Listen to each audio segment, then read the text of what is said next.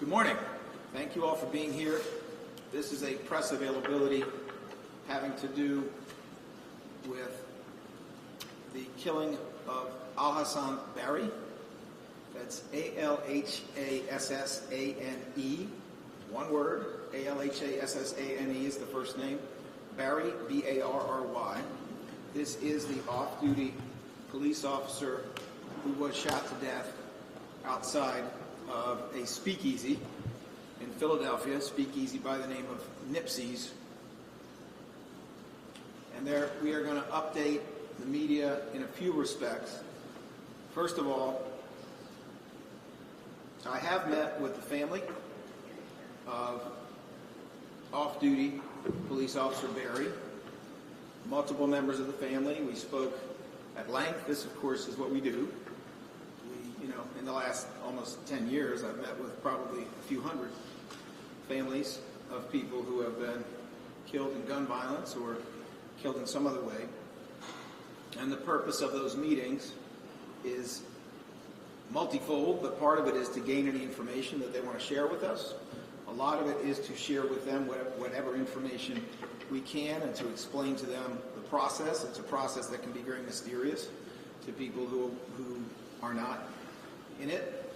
And it is also to make available whatever appropriately can be shown to them or told to them. In this particular instance, we met with the family partially out of concern that they had not had a full opportunity to access videos. There are multiple videos in this case. It is an opportunity. It is not an obligation. Every family is different. Many families want to see no video at all. Some families want to see every single bit of video there is. Others take a middle course. A family member did take the opportunity to watch some of the video that is available in this case. Family had a lot of thoughtful questions, and we did our best to give them information. We have also invited them to return, which we frequently do. This is a very active investigation right now in ways I'm about to explain, and conclusions that are final have not been drawn in this case yet. I think it would be, it would not be what I want to do, to come to a decision and publicly have a conclusion without having the chance to speak to them again, because there are several investigative steps that are still underway. So we did meet with them. Now, in terms of the case itself, here are a couple of developments. Number one, working closely with PPD, we believe that we do have the gun that was used in the incident. I said believe because that is not verified yet. We also believe that the shooter was properly identified, and the shooter has come in to explain his version of what occurred and has given an explanation to the Philadelphia police, but also to Jeff Hajnowski, who is the chief of our homicide unit, who sat in on that meeting. The shooter does not dispute that he had the gun, which he provided through his counsel. He does not dispute that he fired the gun. He has described, and I will not get into the specifics, his version of what happened at that time, some of which requires additional investigation, and some of which does not. The gun itself has to be tested to make sure that it was the gun that was used that night. That can be done forensically based upon the fired cartridge casings, perhaps even the projectiles that were located at the crime scene itself, testing to see whether they match fired cartridge casings fired from the gun that was turned in. I'm sure you see my point. In addition, there are certain medical tests that were done. We don't have the results of those, so we'll be waiting on those as well. Though that is a basic version of the major developments in the case itself, I can't really put a final timeline on it because you never know quite where an investigation is going to go. But in terms of some of the forensic testing, in terms of having an opportunity to talk to witnesses who have only been identified recently in this process, I would think we will know a lot more within 2 months. we may or may not have a conclusion within 2 months, but we will certainly know a lot more, be in a better position to inform the family, and be in a better position to ask questions publicly without jeopardizing an ongoing investigation. But that's not the only thing I want to talk about. I also want to talk about this speakeasy and speakeasies in general. The speakeasy we are talking about looks like this on the outside. You don't see a sign that says it's a bar. You don't see any indication that what's going on here is open for business to the public. In fact, the windows have been covered with a plastic material, and what is behind that plastic material, which is opaque so you cannot see through it, is insulation. What's behind the insulation appears to be drywall or maybe plywood. Why would someone do this? To keep the sound in, to stop people from looking in, because it is what? It's an illegal establishment. That's the inside. Looks pretty simple and bleak on the outside. On the inside, looks like a junior sugar house. To the left, on that black wall, you see some neon yellow word. That word is Nipsey's. That is the word. To the right, you can see that this is a hookah bar, in addition to being, in our opinion, an illegal liquor establishment. And the problems that illegal liquor establishments like this cause are not confined to this. Let me stop for a second. Are you able to hear? Is your sound good? It's not good? Do you want us to wait a minute? We can wait for 2 minutes. All I have to do is control the weather, and then we'll be good.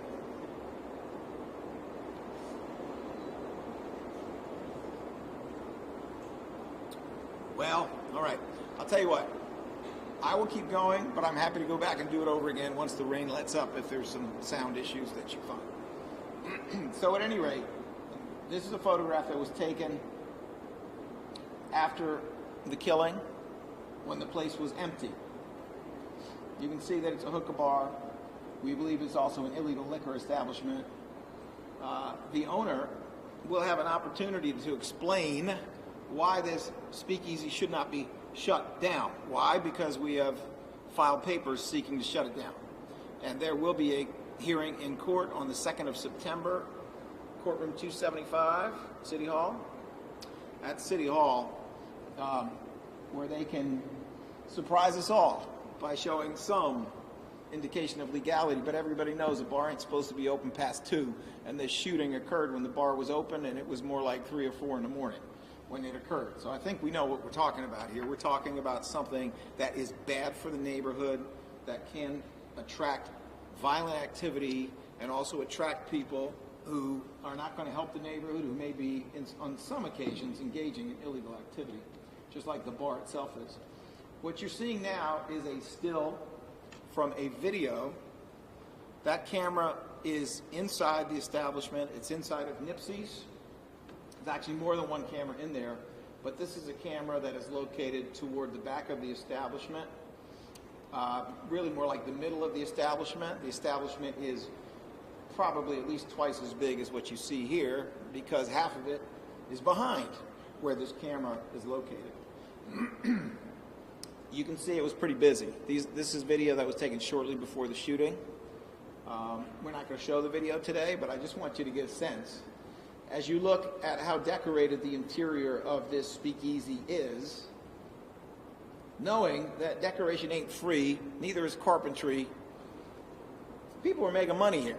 They're making a bunch of money running an illegal establishment and trying to make it look like it's an abandoned building on the outside. It's a problem. And sadly, in the case of this particular speakeasy, this is not the only fatality that may be associated with this speakeasy. Some weeks earlier, after 2 o'clock in the morning, a young woman was crossing the street. the street itself, to the best of my knowledge, only had one open business, and that would be this illegal business.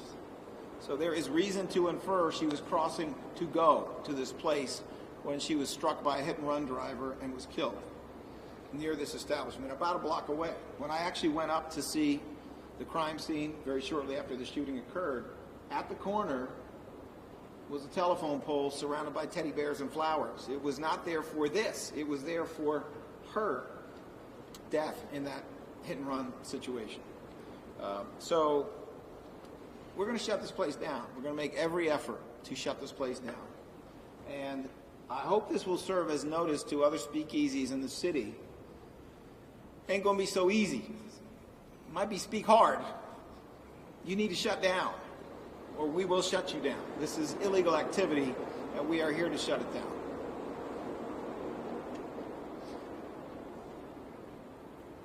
All right, with that, I think we have covered the major points. I'm sure that you may have some questions. I don't have my usual sign-in list here, so if you will work with me, I will go from, oh, here we go. I do have my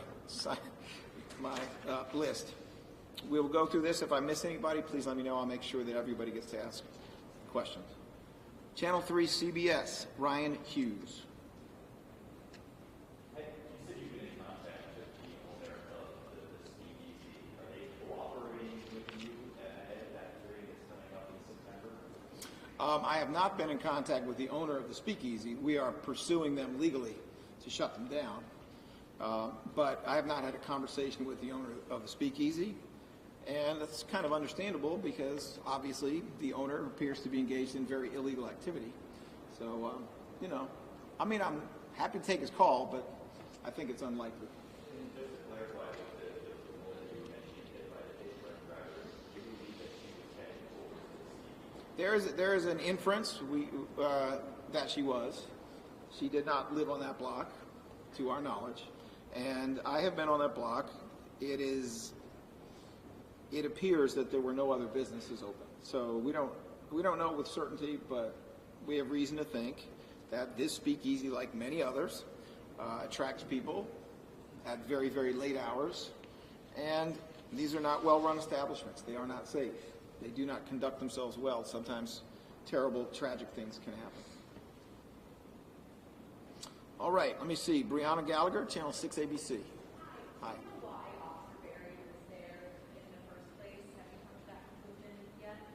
The short answer is no. We have not come to that conclusion. We have a lot of information, but the detectives are doing a really thorough job, and we are trying to do our very best to make sure we have all of the information that we can get. I don't think we will probably have an answer to that for another month or two that we can make public. Anything more you can reveal as to the moments that led up to the shooting? Not really. It's not that we don't know anything. We do know some things. But when you have witness statements from a number of people, and some of what you're getting matches and some doesn't match, video that you have, it's time to dig deeper. It's time to talk to any and all possible witnesses. It's time to try to do things like getting inside of a phone or looking at electronic records that might suggest a context or a motivation or a reason. We're trying to flip every one of those rocks to find out what is there, and the detectives are doing a very serious job at that as well. So that's a long way of saying I can't answer your question beyond that, but it is obviously a part of the story that we'd like to know. All right, Cristabel Mora. En español. I did say your name in español. Okay. Cristabel Mora. How's that? Okay.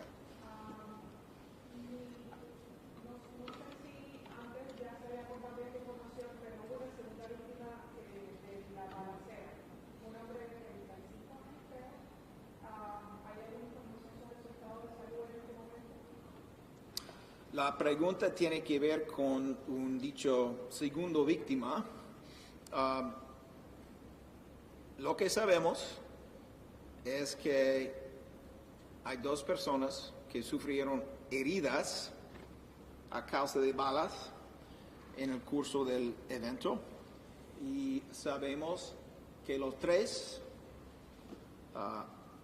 El tipo que disparó, el policía y la tercera persona estaban juntos inmediatamente antes del tiroteo. Eso puedo decir en este momento, y no puedo decir más en este momento. ¿Esa persona que sobrevivió sigue recibiendo asistencia médica o ya fue dado de alta? Nuestro reporte más reciente es que él estaba en tratamiento a causa de sus heridas, que él está vivo, que él ha dicho unas cosas a la policía. No voy a decir lo que dijo en este momento, pero ha dicho un cuento sobre lo que pasó. Y sabremos más cuando hemos terminado la investigación. Mi última pregunta, ¿puede decirnos la importancia de este evento para poder llegar a la operación no legal de este banco?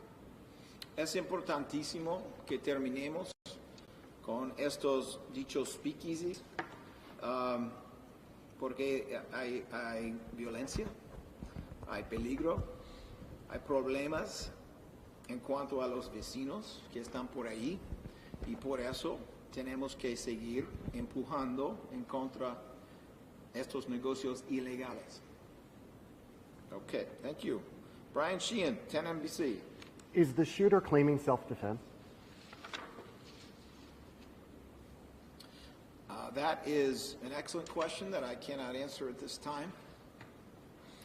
But that is one of the issues that is under consideration. Was a second firearm recovered at the scene? Give me 1 second. I know the answer. I need to figure out whether I can give you the answer.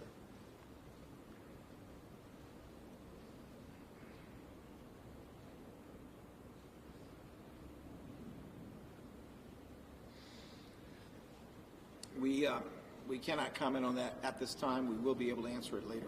And I understand every investigation is different. Can you explain why, given the evidence that you have now, which we understand to be multiple, at least 2 video angles from outside, moment showing what appears to be the shooting, given that evidence and the other statements that you have, why this is taking as long, not as long, but Sure. it's taking 2 months. And when other cases, you see the evidence and you're out here a week later, a few days later announcing charges. No, it's an excellent question.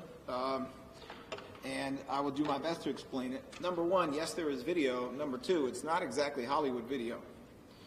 We are talking about nighttime video from, cameras that don't necessarily cost a ton, that are attached to an illegal establishment or that are nearby for the most part. They show very helpful stuff. They don't show every single thing.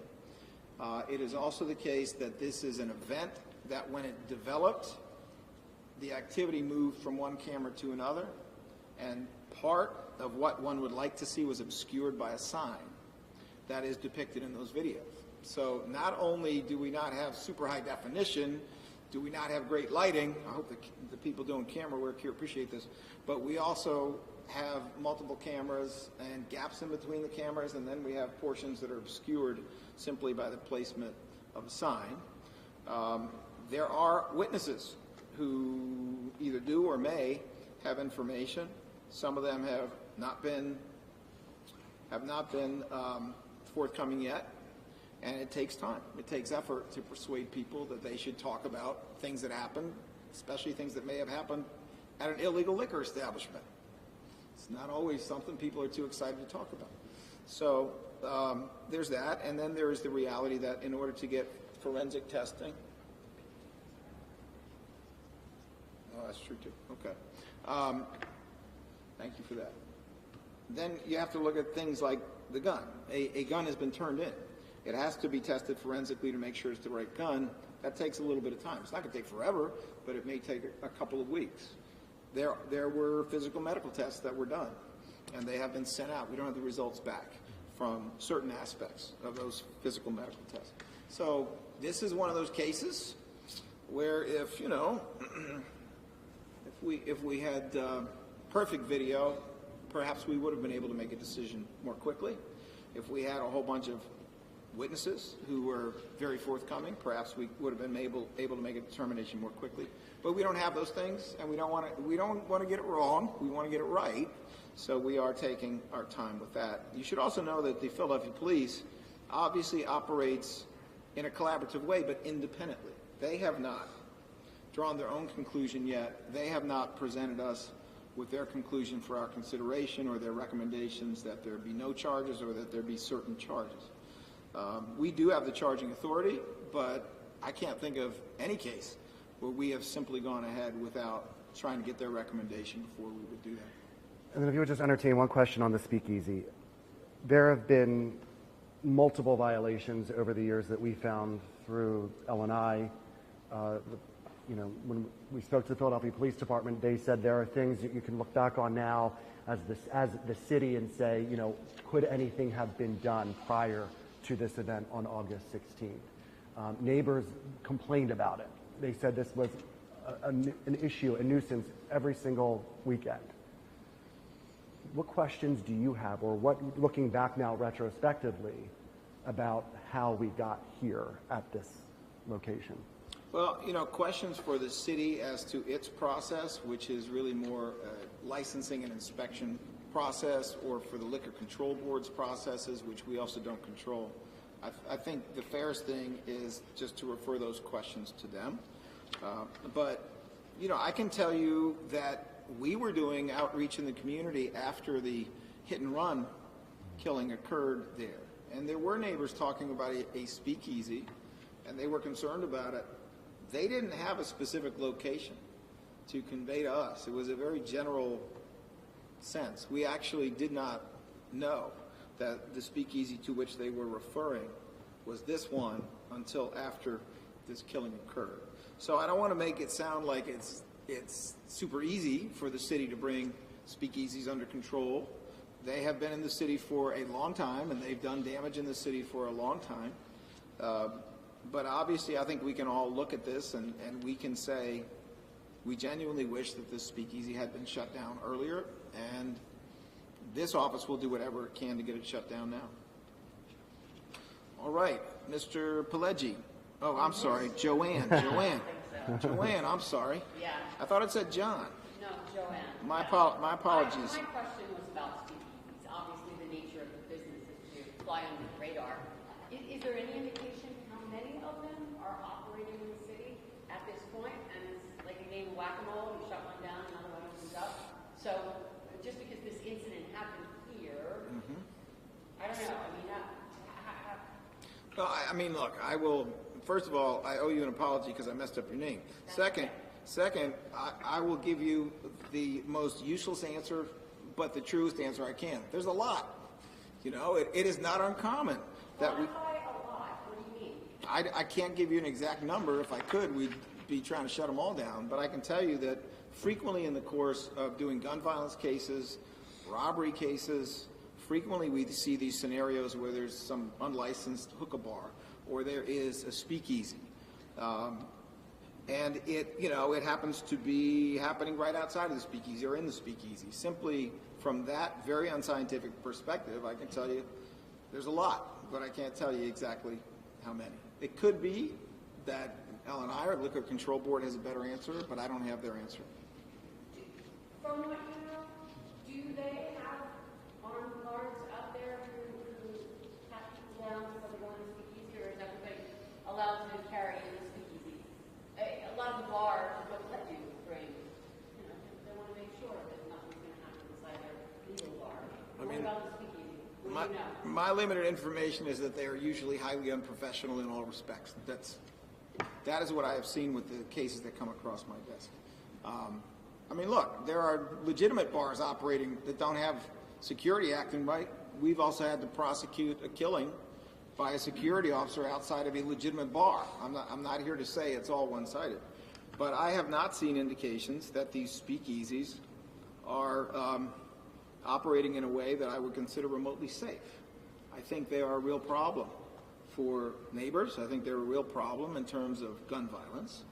And I think that, we need to all work together to see what we can do, both city, LCB, but also us, to shut some of them down. Is there anything else, Ms. Pileggi? No, thank you. Thank you. No, I think we're okay. I think we're good. Mr. Bunch, Philadelphia Inquirer. Clarify if the gun that you have in your possession, if that belief would belong to the shooter or belief belong to Barry or somebody else?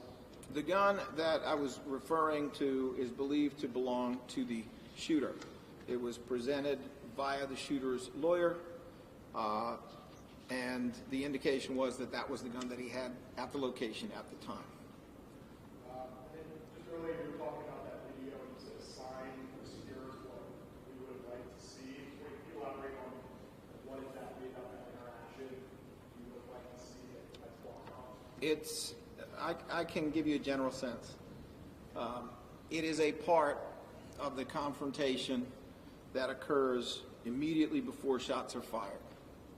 It is, we can see part of the confrontation in one camera, we can see a different part in another camera, but there's something happening in the middle, which is at least partially obscured by the camera, and then other things that are obscured simply because the two cameras are not angled to cover everything. There is a gap in between the two cameras. All right, thank you, sir. Sherry Stone, Philadelphia Tribune.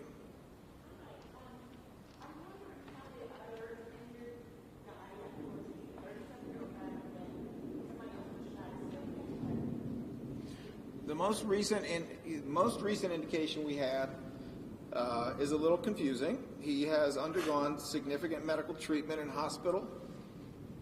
He has at various different times been rated as critical and stable. I don't have an update as of the last 24 hours, but his injuries were serious. And he is alive, and he is making his best effort with medical help to recover. Is there anything else? Thank you. Michaela Althouse, Philly Voice.